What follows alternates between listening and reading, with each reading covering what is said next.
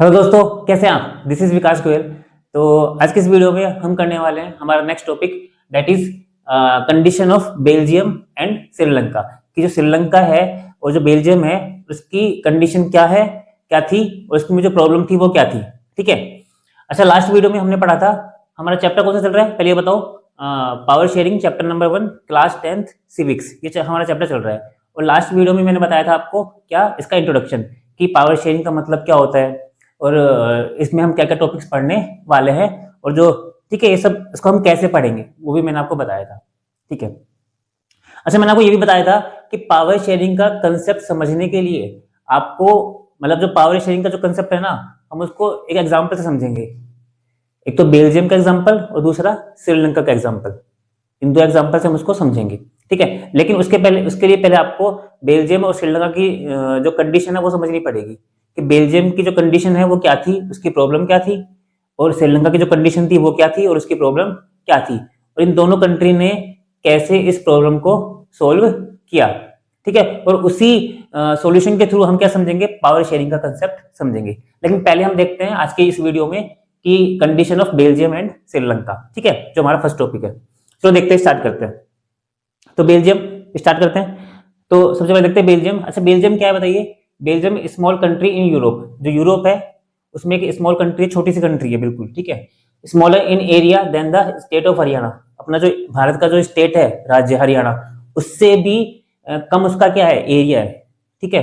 Borders with France, Netherland, Germany and Luxembourg. इसकी जो आपका जो ये बेल्जियम है, इसका जो बॉर्डर है ना, वो किस किस से लगता है, किस किस से अटैच है, इसकी जो लैंड है, इसकी जो बॉर्डर है वो तो फ्रांस, नीदरलैंड, जर्मनी और लग्जमबर्ग, इससे अटैच है इसकी बॉर्डर। जैसे भारत पाकिस्तान की बॉर्डर है, तो वैसे क्या है, फ्रांस और बेल्जियम की बॉर्डर आपस में अटैच है इस तरीके से। ठीक है। अगला कौन सा, population is a little over 1 crore, about half the population of Haryana. क्या बोल रहा है कि जो इसकी जो पॉपुलेशन है वो 1 करोड़ से थोड़ी ज्यादा है, और जो कि क्या है, हरियाणा से आधी है। मतलब यदि हरियाणा की पॉपुलेशन 2 करोड़ है ना, तो इसकी कितनी है, 1 करोड़। समझ में आ गया। तो ये हमारा क्या था, इसका बेल्जियम की कंडीशन थी बेसिकली। ठीक है। अच्छा, अब ये तो क्या बताई मैंने आपको, बेल्जियम की कंडीशन की, ये इसका एरिया, ये इसकी पॉपुलेशन है बेसिकली इस तरीके से। अब बात करते हैं कि बेल्जियम के एथनिक कंपोजिशन की। किसकी, एथनिक कंपोजिशन। अब आपके मन में सबसे पहले क्वेश्चन आएगा, सर एथनिक कंपोजिशन क्या होती है। तो क्या एथनिक कंपोजिशन का मतलब कुछ नहीं होता, कि एथनिक कंपोजिशन का मतलब ये होता है कि बेसिकली कि पॉपुलेशन में किस किस कैटेगरी के लोग रहते हैं, उसकी जो कंपोजिशन है पॉपुलेशन की वो क्या है। क्या बोला मैंने, पॉपुलेशन की जो कंपोजिशन है वो क्या है, उसमें किस किस कैटेगरी के लोग रहते हैं। अच्छा, एक्चुअली क्या होता है कि किसी भी कंट्री में क्या क्या होता है, अलग अलग कैटेगरी के लोग, अलग अलग कैटेगरी के लोग रहते हैं, अलग अलग ग्रुप्स के लोग रहते हैं। फॉर एग्जाम्पल के लिए एक चीज बताइए, जैसे इंडिया है, इंडिया में क्या रहते हैं, इंडिया में मुस्लिम धर्म के लोग भी रहते हैं, हिंदू धर्म के लोग भी रहते हैं, सिख धर्म के लोग भी रहते हैं, ठीक है, पारसी धर्म के लोग भी रहते हैं। ठीक है। इस तरीके से क्या हो रहा है बताइए आप, इंडिया में अलग अलग धर्म के लोग रहते हैं। तो इसका मतलब क्या हो गया, इंडिया का जो एथनिक कंपोजिशन हम बोलेंगे वो क्या है, उसमें हिंदू लोग भी हैं, मुस्लिम भी है, इस तरीके से। ठीक है। अच्छा, मैं आपको बोलूं कि इंडिया में जो हिंदू लोग है वो कितने हैं, 40%, मुस्लिम कितने हैं मान लो 30%, है ना, और आपका जो एक सिख धर्म है वो कितने हैं मान लो 15%, और जो जैन धर्म है वो कितने हैं मान लो 15%। तो इसका मतलब बताइए क्या हो गया आपका, पारसी धर्म। तो ये आपका क्या हो गया बताइए, इंडिया का एथनिक कंपोजिशन हो गया। किसके बेसिस पे, रिलीजन के बेसिस पे, कि इंडिया में 4 तरह की कैटेगरी है, हिंदू, मुस्लिम, पारसी और, है ना, और आपका कौन सा, सिख धर्म। तो ये इंडिया के एथनिक कंपोजिशन हो गया। अब इसमें कॉमन क्या बताइए, इस पूरे ग्रुप में कॉमन क्या है, 40% में ये 40% लोग एक कैटेगरी के लोग हैं, ये पूरा ग्रुप है 40% का, इसमें एक कैटेगरी के लोग हैं, सारे हिंदू हैं, इसमें सारे मुस्लिम हैं, इसमें सारे पारसी हैं या ईसाई है, इसमें सारे आपके सिख हैं, इस तरीके से। ठीक है। तो एथनिक कंपोजिशन क्या होता है, ये डिफरेंट डिफरेंट ग्रुप्स होते हैं, डिफरेंट डिफरेंट कैटेगरी होती है ना, उसके अंदर एक कॉमन चीज होती है, जैसे सारे हिंदू है, सारे मुस्लिम है। ठीक है। अच्छा, ऐसे जो एथनिक कंपोजिशन है ना, ऐसा नहीं है कि केवल रिलीजन के बेसिस पे होता है, किसी भी चीज के बेसिस पे हो सकता है। हो सकता है कास्ट के बेसिस पे हो सकता है लैंग्वेज के बेसिस पे हो। जैसे कास्ट के बेसिस पे अपने क्या बने हुए यहाँ पे कंपोजिशन है, जैसे यहाँ पे इंडिया में क्या है, जो इंडिया की जो पॉपुलेशन है उसमें कुछ लोग ब्राह्मण समाज से हैं, कुछ लोग क्षत्रिय समाज से हैं, कुछ लोग वैश्य समाज से हैं, इस तरीके से। ठीक है, वो हो गया। ऐसे ही लैंग्वेज के बेसिस भी हो सकता है कि इंडिया में कुछ लोग हिंदी बोलने वाले हैं, कुछ लोग पंजाबी बोलने वाले हैं, तो अलग अलग कैटेगरी बनी हुई है ना। इस तरीके से, तो इसको बोलते हैं कंपोजिशन। तो ऐसे क्या होता है, बेल्जियम की भी अपनी क्या है, एक एथनिक कंपोजिशन है, उसमें भी अलग अलग तरह के लोग रहते हैं, अलग अलग कैटेगरी के। अब कौन कौन से लोग हैं वो देख लेते हैं एक बार, इसको समझना जरूरी है। जैसे मान लो कि क्या लिखा हुआ है, इन द टोटल पॉपुलेशन, यानी कि बेल्जियम की टोटल पॉपुलेशन में 59% कैसे लोग हैं जो डच बोलते हैं, क्या बोलते हैं, डच, डच स्पीक्स, जो डच बोलते हैं। और कहाँ पे रहते हैं वो, फ्लेमिश रीजन, एक एरिया है फ्लेमिश रीजन, वहां पे रहते हैं। तो 59% लोग ऐसे हैं जो क्या बोलते हैं, डच बोलते हैं, उसकी एक लैंग्वेज है डच, वो बोलते हैं। अच्छा मैं किसकी बात कर रहा हूँ, पूरे बेल्जियम की बात कर रहा हूँ, पूरी कंट्री की बात कर रहा हूँ मैं, पूरे बेल्जियम की, ठीक है। 40% लोग ऐसे हैं पूरे बेल्जियम में जो क्या बोलते हैं, फ्रेंच बोलते हैं। और कहाँ पे रहते हैं वो, वेलोनिया रीजन में रहते हैं। ध्यान रखना, 59% डच बोलते हैं, 40% फ्रेंच बोलते हैं, और 1% बचा, 1% क्या बोलते हैं, जर्मनी बोलते हैं।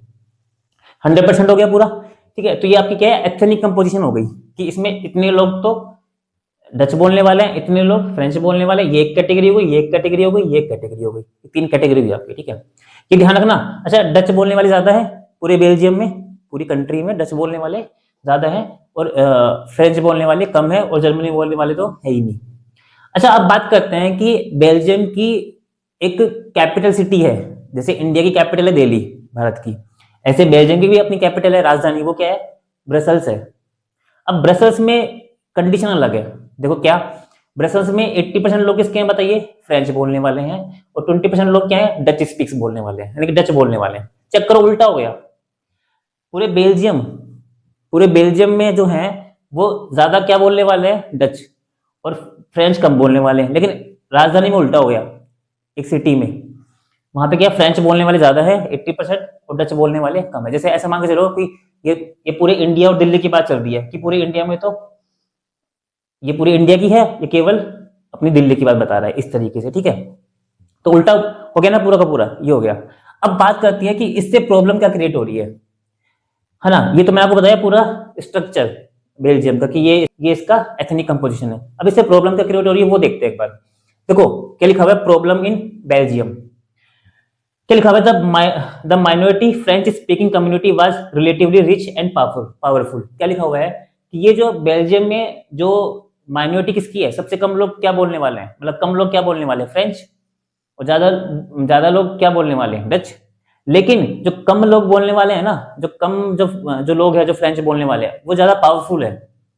जो फ्रेंच लोग है जो कम है वो ज्यादा पावरफुल है, यहाँ पे वो लिखा हुआ है, रिलेटिवली रिच एंड पावरफुल।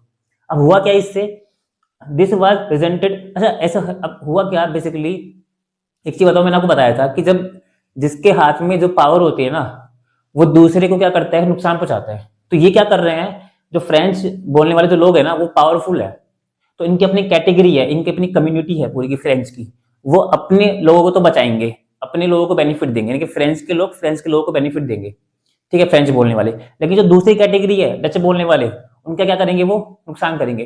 तो ये उनका शोषण कर रहे थे फ्रेंच बोलने वाले लोग, किनका, डच बोलने वाले का। क्यों, क्योंकि फ्रेंच अलग कैटेगरी और डच अलग कैटेगरी है, और पावर किसके हाथ में है, फ्रेंच के हाथ में। तो यहाँ पे ये प्रॉब्लम क्रिएट हुई थी। जो क्या लिखा हुआ है कि this was presented by the Dutch speaking community who got benefit of economic development and education much later. इससे क्या हुआ, मतलब ये जो शोषण कर रही है फ्रेंच बोलने वाले लोग क्या कर रहे हैं, डच बोलने वालों का शोषण कर रहे हैं। तो इससे क्या हुआ कि जो डच बोलने वाले हैं ना, वो नाराज हो गए, किससे, फ्रेंच बोलने वालों से, कि आप हम पे हक जमा रहे हो, आप हमको कोई भी इकोनॉमिक बेनिफिट नहीं दे रहे हो। एक चीज बताइए, पावर किसके हाथ में है, फ्रेंच के हाथ में है, तो सारा का सारा इकोनॉमिक बेनिफिट कौन ले रहा है, फ्रेंच वाले लोग ले रहे हैं, इनको तो कुछ मिल ही नहीं रहा डच वाले लोगों को, ठीक है, क्योंकि सारी पावर किसके हाथ में है, फ्रेंच के हाथ में है, ठीक है। अब क्या हो रहा है, इसकी वजह से क्या हुआ बताइए, एक तरफा पावर होगी ना फ्रेंच के हाथ में, जो फ्रेंच बोलने वाले लोग हैं, डच के पास तो कुछ है ही नहीं। तो इससे हुआ क्या, this led to tension between the Dutch and French speaking communities during the 1950 and 1960। 1950 और 60 के दशक में क्या हुआ, यहाँ पे टेंशन क्रिएट होगी पूरी कंट्री में, किसके बीच में, डच और फ्रेंच स्पीकिंग में। क्योंकि फ्रेंच लोग क्या कर रहे हैं बताइए, डच बोलने वालों को शोषण कर रहे हैं। तो यहाँ पे दोनों के बीच में क्या हो गई, टेंशन क्रिएट हो गई। The tension between the two communities was more acute in Brussels. अच्छा ब्रसल्स जो अपनी राजधानी है बेल्जियम की, उसमें टेंशन ज्यादा क्रिएट हो गई। क्यों, क्योंकि वहां पे क्या है, फ्रेंच बोलने वाले भी ज्यादा हैं, और फ्रेंच के पास पावर भी क्या है, ज्यादा है, डच लोग कम है, उनके पास पावर भी नहीं है। तो कंडीशन ज्यादा खतरनाक किसमें हो गई बताइए? ब्रसल्स में हो गई। समझ रहे हो? तो ब्रसल्स में तो ये हो गया कि डच बोलने वालों का तो पूरी तरीके से क्या हो गया, शोषण हो गया बिल्कुल ही। फ्रेंच वालों ने उनका शोषण कर दिया, एक्सप्लोइटेशन कर दिया। तो आपको समझ में आ रहा है कंडीशन? समझ आया? तो ये अब इस कंडीशन की वजह से क्या हो रहे थे बताइए? आप दोनों कम्युनिटी के बीच में क्या हो रहे थे? एक सिविल वॉर हो रहे थे आपस में। क्या हो रहे थे इनके बीच में? टेंशन क्रिएट हो गई पूरे कंट्री में। अब इसका क्या करना पड़ेगा? कंट्री को सॉल्यूशन करना पड़ेगा। लेकिन इसका सॉल्यूशन हम देखेंगे आने वाली वीडियोस में। अभी मैंने आपको केवल कंडीशन बताई है कि जो बेल्जियम की जो कंडीशन है वो क्या है, इसका एथनिक कंपोजिशन क्या है, इसकी वजह से क्या प्रॉब्लम क्रिएट हुई। अब इसका जो प्रॉब्लम का सॉल्यूशन कैसे किया इस कंट्री ने, वो हम आगे आने वाली वीडियो में देखेंगे। लेकिन इस वीडियो में हम देखेंगे एक को टॉपिक, वो क्या है? Condition of Sri Lanka. वो और देखते हैं अपन। ठीक है, तो ये हमारा हो गया कंडीशन ऑफ बेल्जियम। अब देखते हैं कंडीशन ऑफ श्रीलंका।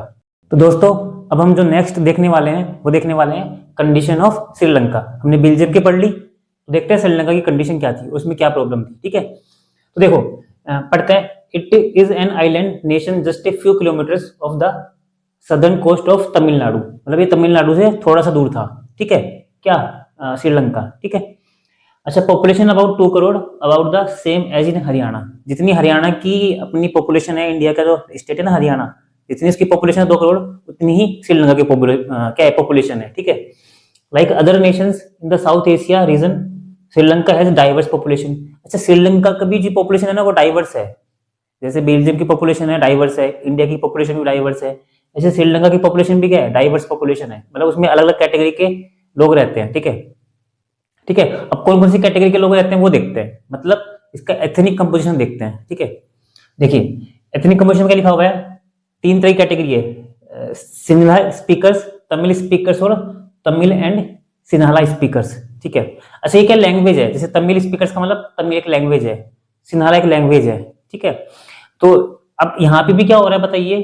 श्रीलंका की जो एथनिक कंपोजिशन है वो किसके बेसिस पे? लैंग्वेज के बेसिस पे। बेल्जियम की जो एथनिक कंपोजिशन थी वो भी किसके बेसिस पे थी?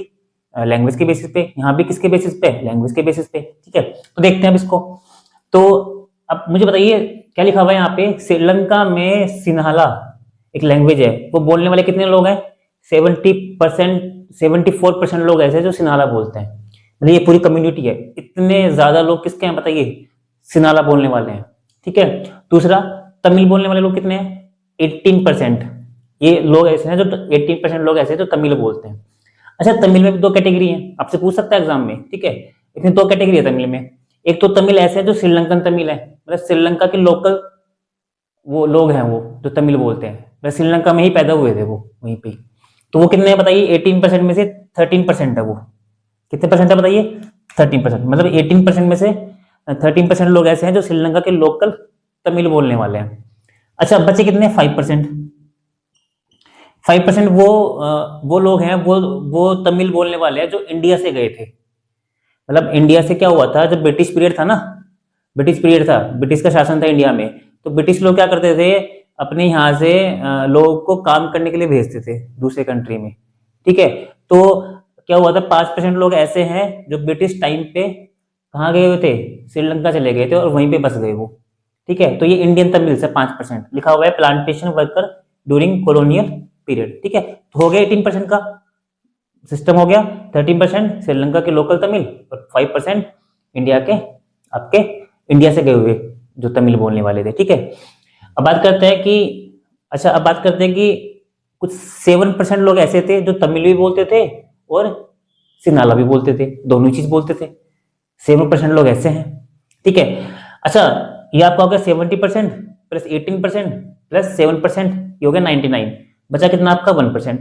या आपके किस में अदर लैंग्वेज बोलने वाले भी हो सकते हैं किसी कंट्री में, तो ये आपका 1% हो गया अदर लैंग्वेज। ठीक है, तो आपकी क्या होगी बताइए? Ethnic composition. अच्छा, यहाँ पे आपका एक जो रिलीजन के बेसिस पे भी इसमें बंटवारा किया हुआ है। देखो क्या लिखा हुआ है कि जो सिन्हाला बोलने वाले थे ना, वो सारे के सारे किस धर्म के लोग थे? बुद्धिस्ट लोग थे। जो तमिल बोलने वाले थे उसमें से कुछ लोग क्या थे? हिंदू थे, और कुछ लोग क्या थे? मुस्लिम थे। ठीक है, तमिल बोलने वाले लिखा हुआ मैंने हिंदू एंड मुस्लिम। अच्छा, जो तमिल और सिन्हाला बोलते थे 7% लोग जो दोनों लैंग्वेज बोलते थे, वो आपके सारे क्या थे? वो क्रिश्चियन थे। ठीक है, तो ये आपका रिलीजन के बेसिस पे भी है। ठीक है, दोनों के बेसिस पे है। ठीक है, लेकिन मेन जो कंपोजिशन है वो किसके बेसिस पे है? लैंग्वेज के बेसिस पे। मतलब जो प्रॉब्लम क्रिएट हुई ना श्रीलंका में, किसके बेसिस पे क्रिएट हुई? लैंग्वेज के बेसिस पे। अब कैसे क्रिएट हुई देखो, अब इसमें क्या प्रॉब्लम क्रिएट हुई श्रीलंका में? बेल्जियम का तो आपको पता ही है। अब इसमें क्या प्रॉब्लम क्रिएट हुई? इसमें भी वही प्रॉब्लम क्रिएट हुई। मुझे बताइए सिनाला बोलने वाले क्या है बताइए? 74%। बहुत ज्यादा हो गया तो, जबकि तमिल बोलने वाले तो बहुत कम है। समझ में आ गया? अब मुझे बताइए ज्यादा पावर किसके हाथ में रहेगी? सिनारा बोलने वाले के हाथ में रहेगी। क्योंकि हुआ क्या बेसिकली, अब यहाँ पे कंडीशन क्या हुई कि जब यहाँ पे इलेक्शन करवाया गया है ना, तो ज्यादा लोग किसके थे, किस कम्युनिटी के थे? सिनारा बोलने वाले थे। तो सिनारा बोलने वाले किसको वोट करेंगे? अपनी कम्युनिटी को वोट करेंगे। तो बताइए गवर्नमेंट भी किसकी इलेक्टेड होगी? सिनाला की इलेक्टेड होगी। तो जब गवर्नमेंट सिनाला की रहेगी तो वो फायदा भी किसको पहुंचाएगी? अपने लोगों को। तो मतलब वो क्या कर रही थी, जो सिनाला की जो गवर्नमेंट बनी थी वो किसने बनाई थी? अपने खुद के लोगों ने बनाई थी, क्योंकि ये मेजोरिटी है। अब जैसे गवर्नमेंट बनी, इसने इस कम्युनिटी ने अपना तो फायदा कर लिया, लेकिन इसका क्या कर दिया? नुकसान पहुंचा दिया, क्योंकि इसके पास पूरी पावर आ गई। सेम चीज यहाँ पे हो गई। समझ रहे हो? क्योंकि ये मेजोरिटी है, इसकी गवर्नमेंट बनी हुई है। समझ गए? तो ये क्या हुई फिर से बताइए, ये प्रॉब्लम क्रिएट हो गई। इस कम्युनिटी ने इसका शोषण करना स्टार्ट कर दिया। अब अगेन क्या हुआ बताइए, आपस में इन दोनों के बीच में क्या होने लग गए? कॉन्फ्लिक्ट स्टार्ट होने लग गए। अब ज्यादा दिन तक क्या होता है, जब एक कम्युनिटी दूसरी कम्युनिटी का क्या करती है? शोषण करती है ना, तो उस कंट्री में फिर क्या होते हैं, उस प्लेस पे सिविल वॉर स्टार्ट हो जाते हैं। क्या स्टार्ट हो जाते हैं? Civil war. यानी कि एक कंट्री में आपस में क्या होते हैं, लोगों के बीच में युद्ध स्टार्ट होने लग जाते हैं, आंदोलन स्टार्ट होने लग जाते हैं। अब बताइए कब तक सहेंगे तमिल लोग? कब तक सहेंगे बताइए? जब तक अगर ये सिनारा लोग इनको देंगे नहीं कुछ, तो सहेंगे क्या? नहीं सह सकते। तो इसके मतलब क्या होता है, फिर वो प्रोटेस्ट स्टार्ट हो जाता है कंट्री में। क्या स्टार्ट हो जाते हैं? प्रोटेस्ट। तो ये क्या होगा बताइए, कि आपकी एक पूरी प्रॉब्लम क्रिएट हुई बेसिकली किसके बेसिस पे? एथनिक कंपोजिशन के बेसिस पे। ठीक है, तो आप हम क्या सीखा? बेल्जियम की कंडीशन देखी, उसकी प्रॉब्लम देखी, क्या प्रॉब्लम क्रिएट हुई और कैसे हुई। श्रीलंका की कंडीशन देखी, उसमें क्या प्रॉब्लम क्रिएट हुई और कैसे हुई, वो हमने देखा। ठीक है, तो ये तो आज की वीडियो में इतना ही पढ़ेंगे। नेक्स्ट वीडियो में हम पढ़ेंगे कि श्रीलंका कौन सी पॉलिसी लेकर के आया है ना, अपने प्रॉब्लम को दूर करने के लिए। समझ में आया? तो उसके साथ क्या हुआ, कैसे उसने अपनी प्रॉब्लम को दूर किया, क्या उसकी प्रॉब्लम दूर हुई नहीं हुई, वो हम सारी चीज देखेंगे नेक्स्ट वीडियो में। ठीक है, तो आज के लिए इतना ही।